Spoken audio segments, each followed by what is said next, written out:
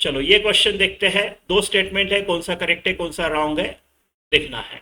पहला स्टेटमेंट है rotation of earth shows effect on the value of acceleration due to gravity. हाँ होता है, ठीक है। दूसरा, the effect of rotation of earth on the value of g at equator is minimum and at the pole it is maximum. ये wrong है, पहला correct है। देखो कैसे, रोटेशन की वजह से क्या होता है, ये जो रोटेशन है इसकी वजह से, अगर ये ओमेगा से रोटेट हो रही है अबाउट इट्स ओन एक्सिस, तो हम ये जो जी डैश होगा right at any point on the surface of the earth, मान लो ये इक्वेटर है, ये ऊपर का पोल है, तो G at pole minus are omega square cos square theta. Theta क्या है, लैटिट्यूड। यानी मान लो अगर आप इस पॉइंट पे देख रहे हो तो इक्वेटर के साथ जो एंगल बनेगा उसको मैं बोल रहा हूँ थीटा। ऐसा होता है, ऐसा होता है।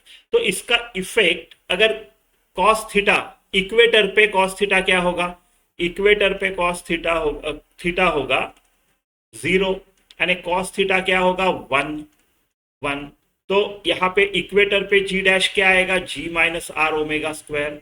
तो ये मैक्सिमम हो गया, r omega square cos square theta का मैक्सिमम वैल्यू हो गया। मैक्सिमम कम होगा तो मिनिमम होगा इक्वेटर पे। इक्वेटर पे आपका जी डैश जो है वो मिनिमम होगा, राइट। और पोल पे क्या होगा, पोल पे आपका थीटा जो हो जाएगा 90 हो जाएगा। तो ये कॉस स्क्वायर थीटा 90, तो जी डैश इक्वल टू जी, यानी आपका जी जो है वो मैक्स हो गया पोल पे, है ना।